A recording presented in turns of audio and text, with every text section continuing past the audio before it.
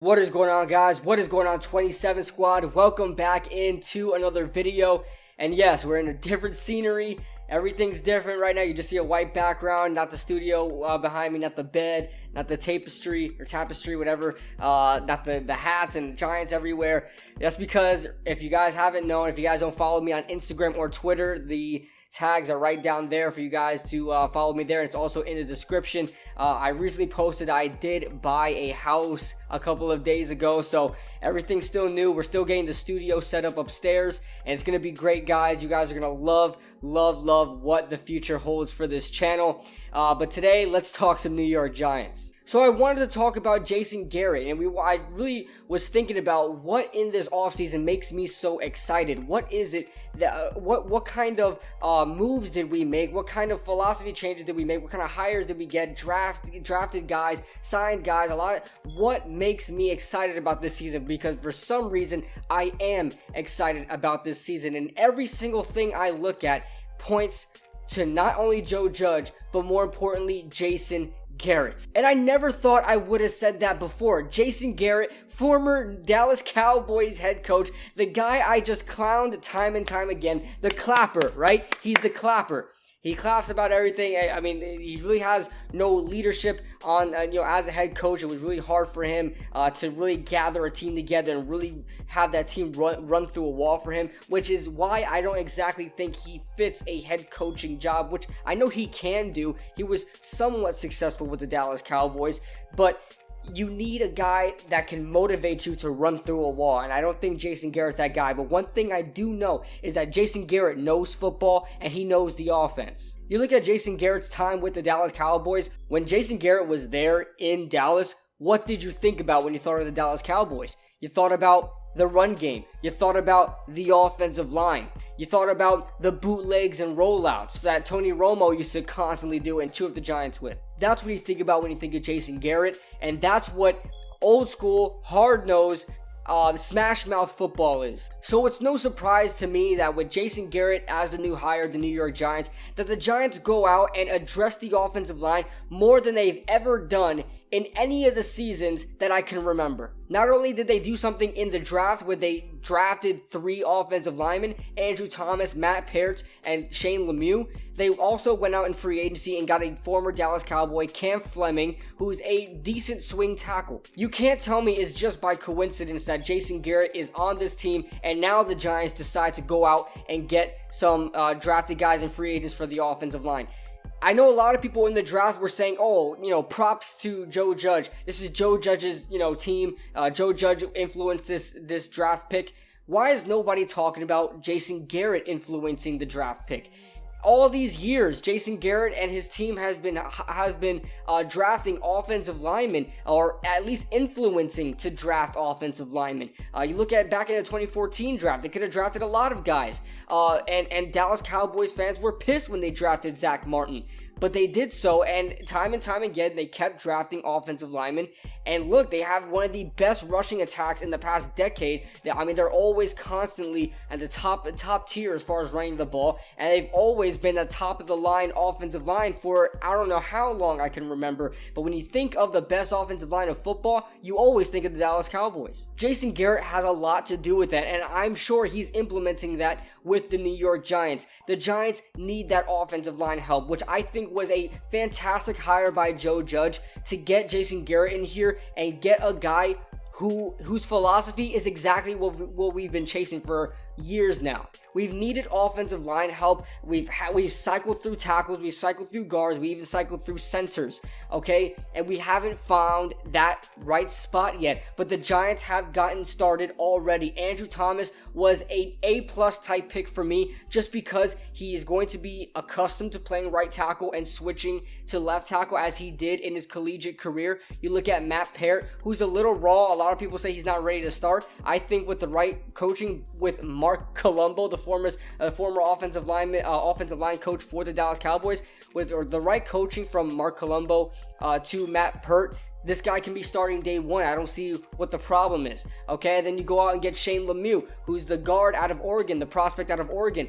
He should be a center, which is exactly what we needed. He has shorter arms than a guard should have, and that means he should be a center. I mean, you have to love what the Giants have done, and you have to look at Jason Garrett for it, man. So let's not even talk about what happened. Let's talk about what's going to happen, what should happen, what I'm predicting is going to happen for the New York Giants under Jason Garrett. And I can't believe I just said that, and it makes me want to puke almost, but he's wearing the blue. He's wearing the red, white, and blue. He's on our side now, and you got a lot to look forward to. But Jason Garrett, what I predict this offense is going to be is nothing short of what the Dallas Cowboys was going to be. We're going to run the ball with Saquon Barkley. Saquon, let's talk about Saquon. Saquon is going to be running like there's no tomorrow.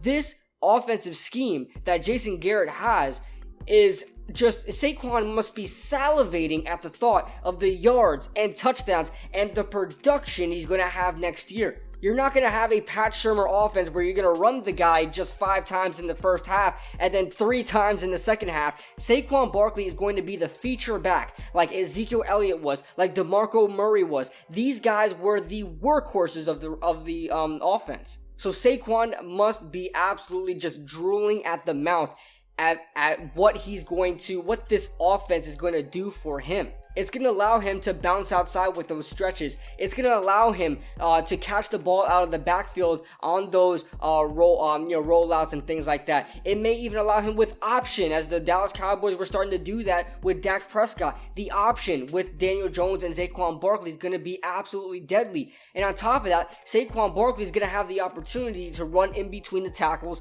which is something the Giants never really excel at because we are always weak in the interior offensive line. But with Shane Lemieux, with Kevin Zeitler, and with Will Hernandez, that we're looking at possibly, if this all works out, if Shane Lemieux works out, if Will Hernandez gets more consistent, and Kevin Zeitler keeps being Kevin Zeitler, we're looking at one of the best interior offensive linemen, trio in the NFL. And if you talk about Andrew Thomas and Matt Parrott working out, this can be one of the best offensive lines in the NFL. I don't see how this cannot be one of the best offensive lines in the NFL, which I'll make a separate video on. But aside from that, Saquon Barkley is going to be an absolute monster next year, and Daniel Jones as well. You look at Tony Romo and Dak Prescott. Say what you want, we talk our trash because we're Giants fans, but we have to admit, Tony Romo was a hell of a quarterback. I respect him way more now that he's retired than when he was playing with the Dallas Cowboys. But I do respect Tony Romo and Dak Prescott. I do respect Dak Prescott. I still think Carson Wentz is better, but Dak Prescott was successful under the system. Under Jason Garrett's system was Dak Prescott successful in. This was a lot of running. This was a lot of game managing, which Daniel Jones is going to be great at. And Daniel Jones can also do his own thing, just like Dak Prescott can do his own thing. Daniel Jones can throw the ball down the field. And what I like about Jason Garrett's system is that the rollouts, the play action is so vital in an NFL offense. It's so underrated. We talk about offenses now and we don't even mention play action. We don't even mention rollouts or bootlegs. We don't mention any of that stuff. But I'm telling you right now, if you can catch a defense slipping, man, you have to have that dual threat in an offense. A lot of people are saying the run game is not a threat in the NFL anymore. That is the farthest from the truth. The reason why teams bite on play action is because they're scared of the run. If you don't have a great run game, guys, if you don't have a great run game, and I'm starting to sound like a preacher. If you don't have a great run game, you will not have a good offense. It's very hard to be successful in the NFL passing the ball time and time again. If the offense knows you're passing, you are not going to get anywhere. You have to alert them of the run. You have to have that dual threat ability. And Daniel Jones can hurt you on the ground and in the air. Saquon Barkley will hurt you on the ground and will hurt you, catching the ball. Also, let's talk about the defense. Now, the Dallas Cowboys defense hasn't been very good in the past couple of years. Actually, more recently, they've been very, very good. But why are they so good? Because they have a lot of time to rest. They're not on the field constantly. If there's one thing to learn from Jason Garrett's, or one thing you can get out of from Jason Garrett's offense, it's time of possession.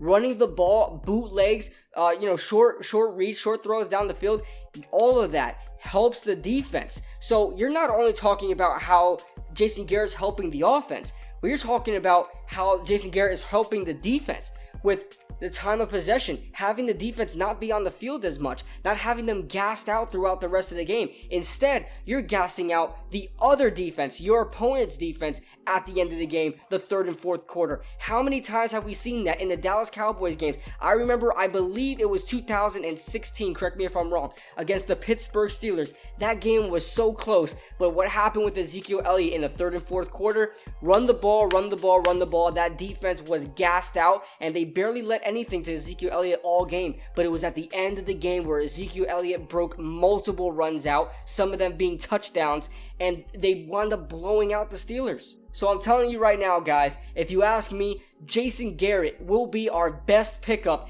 in this offseason. In the 2020 offseason, Jason Garrett is the best pickup the Giants have made. Let me know your thoughts in the comment section below, guys.